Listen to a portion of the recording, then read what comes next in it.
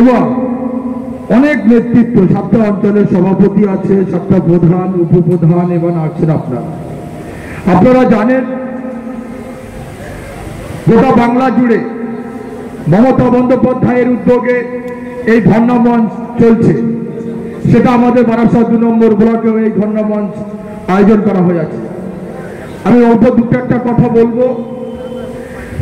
ভারতবর্ষের প্রধানমন্ত্রী এবং বিজেপি সরকার যেভাবে গোটা ভারতবর্ষের মানুষেরকে রাস্তায় লাইনে দাঁড় করানোর একটা চক্রান্ত, একটা পরিকল্পনা করছে, আমাদের রাজ্যের সম্মানীয় আমাদের মুখ্যমন্ত্রী এবং যুবকদের আইকন অভিষেক বন্দ্যোপাধ্যায়, এই দুটো নেতৃত্বে গোটা বাংলা জুড়ে বিজেপি সরকারের বিরুদ্ধেই আমাদের প্রতিবাদের ঝড়।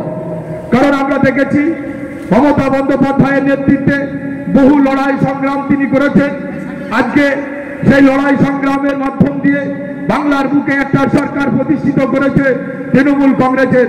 সেই সরকারের বাংলার মানুষ যেরকম দুহাত ভরে মমতা বন্দ্যোপাধ্যায়কে আশীর্বাদ করেছেন এবং মমতা বন্দ্যোপাধ্যায় সেরকম বাংলার মানুষের ঘরে গ্রামের বাড়িতে তার প্রকল্পের উন্নয়ন পৌঁছে দিয়েছে। আপনারা জানেন আমাদের গোটা ভারতবর্ষের বুকে 1,32,00,000 আধার কার্ড আছে এবং আমাদের 90 কোটি ইলেকশন ভোট দেয় মানুষ, আর প্রায় 18-25 কোটির উপরে আমাদের জব কার্ড হোল্ডার আছে। সেই জায়গায় দাঁড়িয়ে বিজেপি সরকার নরেন্দ্র মোদী এবং অমিত শাহর নেতৃত্বে গোটা ভারতবর্ষের মানুষকে অন্য একটা প্রচারণায় চালানোর চক্রান্ত চালাচ্ছে। একটা আমরা দেখেছি বাংলার বুকে আর একজন এই তৃণমূলের হাতে তৈরি সেই শুভেন্দু অধিকারী, তিনি বাংলার একটা জাতিকে পুরো সম্পূর্ণভাবে আক্রান্ত বারে বারে করে যাচ্ছে। তাই আমাদের বলার, এবং আমাদের মমতা বন্দ্যোপাধ্যায় যে লড়াই সংগ্রাম করেছে সেই লড়াই সংগ্রাম আমরা হয়তো ভেবেছিলাম একটু শান্তিতে এলাকায় বা বিভিন্ন জায়গায় আমরা মমতা বন্দ্যোপাধ্যায়ের উন্নয়নগুলো প্রতিষ্ঠিত করে বাংলার মানুষের মুখে হাসি ফেরাতে চেয়েছিলাম। কিন্তু এই বিজেপি সরকার এমন একটা দল, এই বিজেপি সরকার নরখাগ্য দল, সেই দল চাইছে বাংলা একটা সম্প্রদায়কে, গোটা ভারতবর্ষের মুখে একটা সম্প্রদায়কে আক্রান্ত করছে বারে বারে। তাই আমরা সেই জায়গায় যাব না।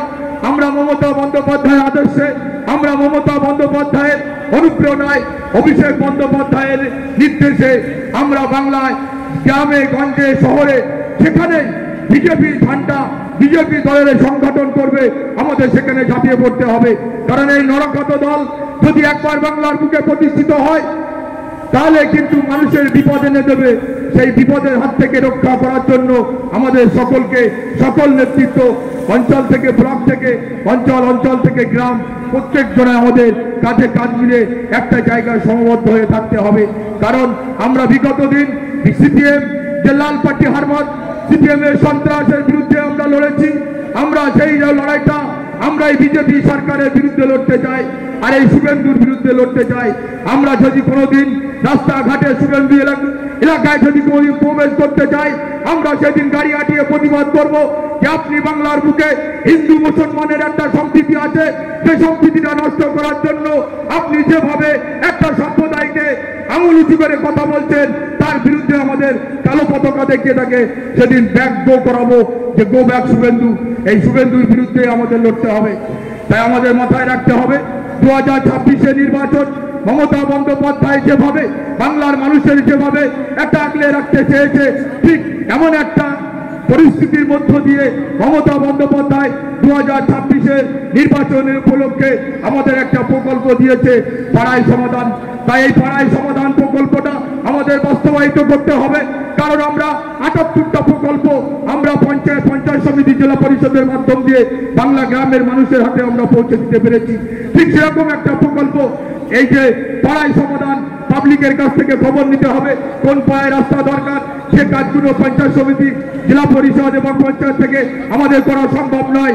সেই কাজগুলো, সেই প্রতিশ্রুতিগুলো তুলে ধরতে হবে। এই কাজগুলো আমাদের দরকার। তাই একটা পাড়ায় 10 লক্ষ টাকা করে দেওয়া অনেক ব্যাপার। গোটা পৃথিবীতে কোনো দেশে এই প্রকল্প নেই, কোনো রাজ্যে এই প্রকল্প নেই। একমাত্র যিনি পারবেন তার নাম মমতা বন্দ্যোপাধ্যায়। তিনি একমাত্র পেরেছেন মানুষের দুঃখের কথা, মানুষের আবেগের কথা, মানুষ কিভাবে চলাফেরা করবে, কোন রাস্তাটা দরকার, কোথায় কোন পাড়ায় একটা টয়লেট দরকার, কোথায় একটা টিউবওয়েল দরকার। সেই জন্য মমতা বন্দ্যোপাধ্যায় আগামী 26শে নির্বাচনের উদ্দেশ্য করে আমাদের এই পাড়ায় সমাধান প্রকল্পটা চালু করেছে।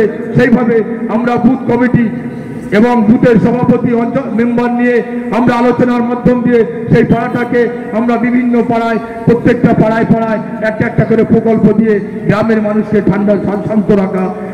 সেই শান্ত রেখে আমাদের সবাইকে বলতে হবে যে মমতা বন্দ্যোপাধ্যায় একমাত্র অঙ্গীকার, মমতা বন্দ্যোপাধ্যায় একমাত্র অগ্নিকন্যা, যিনি বাংলার মানুষের জন্য চেষ্টা করেছে। আপনারা জানেন 100 দিনের টাকা যারা গরিব মানুষ তাদের ন্যায্য পাওনা, এটা কিন্তু কংগ্রেস সরকারের আমলে এই 100 দিনের প্রকল্পটা স্যাংশন করা ছিল। সেই প্রকল্পটা বন্ধ, বাংলার মুখে বন্ধ করে রেখেছে। কিন্তু আপনারা জানেন 100 দিন প্রকল্পের যারা কাজ করেছিল মমতা বন্দ্যোপাধ্যায় তারা রাজস্ব কর থেকে সেই টাকা পরিশোধ করেছে। তাই আপনাদেরকে মাথায় রাখতে হবে আগামী 26 আমাদের একটা ভোট বিজেপি, আইএসএফ আর এই নরখাত সিপিএম খুনি রক্তদাতা যারা সিপিএম এর হারমাত, তাদেরকে আমাদের ভোট দেওয়া যাবে না। কারণ মমতা বন্দ্যোপাধ্যায় 11 সালের পরে বাংলা গ্রাম তথা শহর প্রত্যেক জায়গাটা শান্তি বাতাবরণ তৈরি করেছে। সেই শান্তির বাতাবরণ দিয়ে মানুষকে শান্তি একটা প্রতিষ্ঠিত তৈরি করার চেষ্টা করছে। তাই আপনাদের কাছে অনুরোধ, 2026 আমাদের একটা কঠিন দিন। সেই কঠিন দিনে আমাদের সবাইকে একত্রিত ভাবে একসাথে একটা জায়গা দাঁড়িয়ে 1 ঘন্টার চলায় এক নেতৃত্বের অর্ডারে আমাদেরকে সবাই প্রত্যেকে চলতে হবে। এই দায়বদ্ধতা নিয়ে আমি আমার বক্তব্য এখানেই শেষ করলাম। জয় হিন্দ। তৃণমূল কংগ্রেস জিন্দাবাদ, মমতা বন্দ্যোপাধ্যায় জিন্দাবাদ, অভিষেক বন্দ্যোপাধ্যায় জিন্দাবাদ।